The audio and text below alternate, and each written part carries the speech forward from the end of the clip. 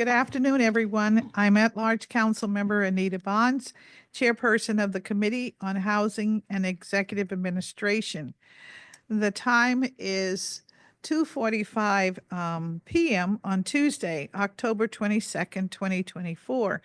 We are conducting today's markup hearing in room 123 of the John A. Wilson Building and virtually via Zoom and streaming live to the committee's YouTube channel, EAL Committee. This meeting is called to order to consider the following measures. Bill 25-752, the Automatic Voter Registration Amendment Act of 2024, and Bill 25-790, Rulemaking Public Comment Modernization Amendment Act of 2024, and Bill 25-792, Notarial Act Clarification Amendment Act of 2024. And we will consider the bills in order. But before I do that, I want to acknowledge that I am joined by committee members, Ward 3 Councilmember Matt Fruman and at-large Councilmember Kevin McDuffie. Bill 25-752, the Automatic Voter Registration Amendment Act of 2024, was introduced on March 21, 2024 by Councilmember Charles Allen to address a few issues related to the Automatic Voter Registration Expansion Amendment Act of 2022 that expanded automatic voter registration.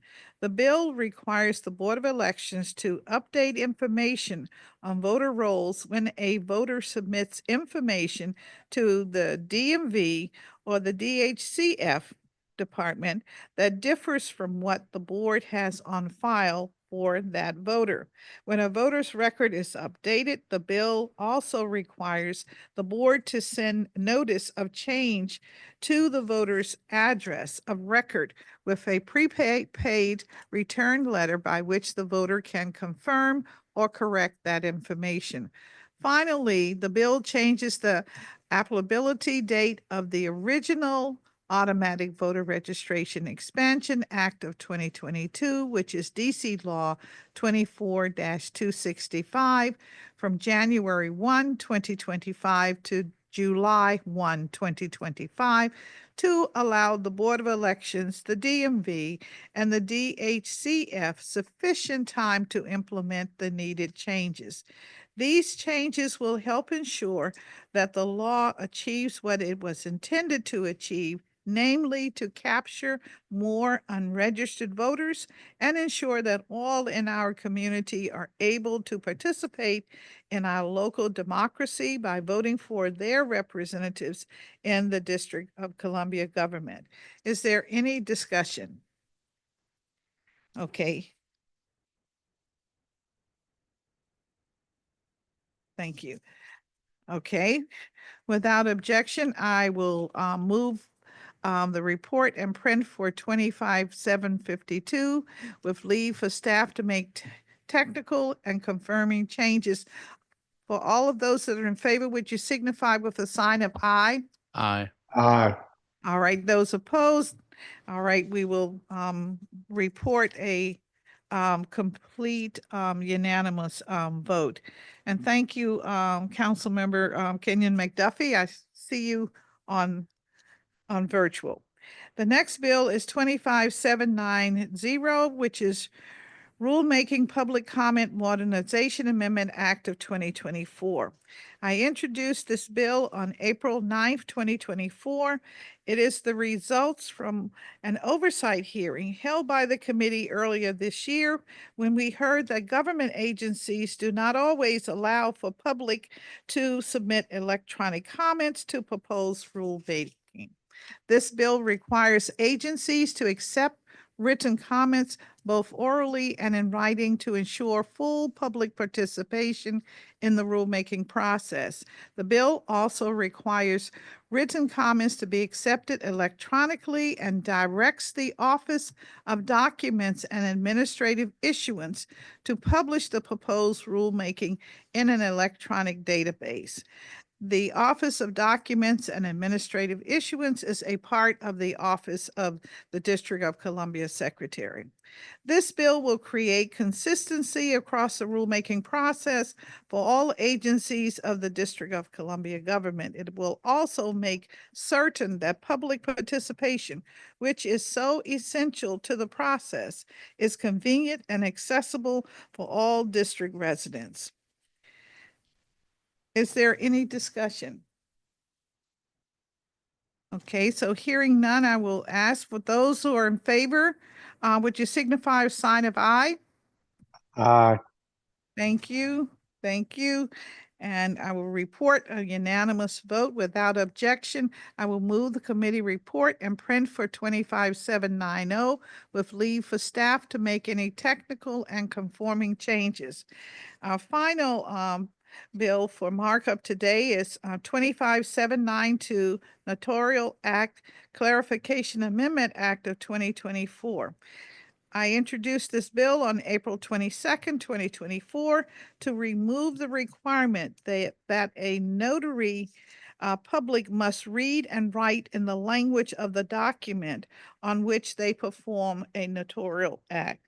Because of this requirement, those who need a foreign language document notarized have found it difficult to find a notary who is registered to perform notary acts in a particular language. The requirement that they read and write the language is unnecessary to the notary's role, which is strictly limited to confirming the identities of those signing the document and their willingness to sign.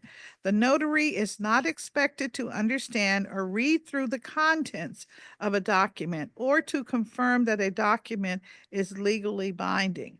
In addition, notaries may recognize foreign terms and documents that are similar across many languages, such as an adoption or a power of attorney.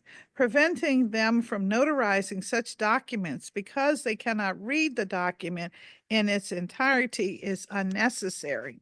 The bill does require that a notary read and write in the language in which the notary certificate is written. In other words, the notary must read and understand the language they add to the document, indicating the name of the signator who appears before them and the date on which the document was signed. However, because some notaries may not feel comfortable notarizing a foreign language document, the bill allows a notary to refuse to notarize a foreign language document. The notary may also require the signatures to bring a certified translation if they wish to do so. In addition, the bill makes a minor change to the requirements related to electronic notaries or e-notaries. An e-notary conducts a notarial act in person, but does so using in-person electronic notarization technology rather than ink stamps. In the District of Columbia, a public notary must be granted an additional endorsement by the ONCA to use e-notary technology. All applicants for the e-notary endorsements have completed the training required and taken the oath required for public notaries. In addition, they must complete specific training related to the technology they intend to use. While the ONCA regulates and monitors what e-notary technology is permitted, the specific training required by an e-notary depends on the technology being used. Training related to the proprietary tampered evidence technology used by third parties and is therefore conducted by the provider of the technology.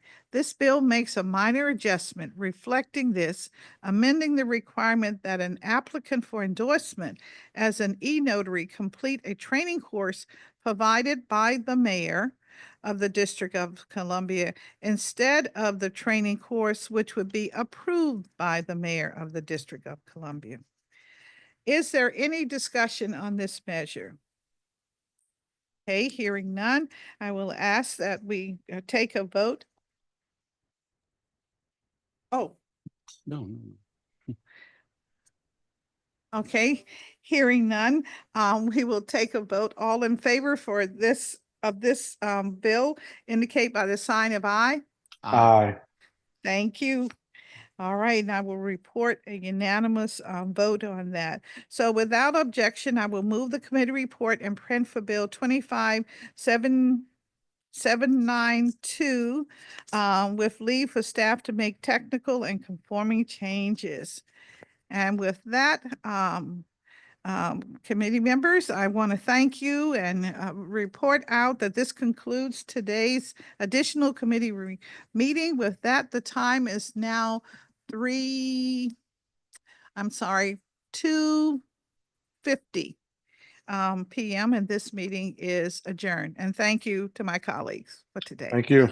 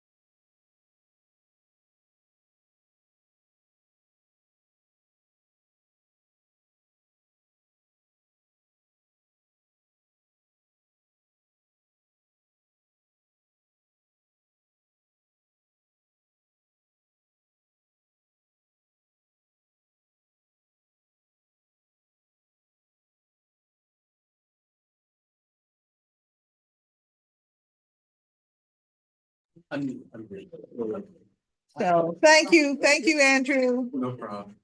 I'll call you Andrew too.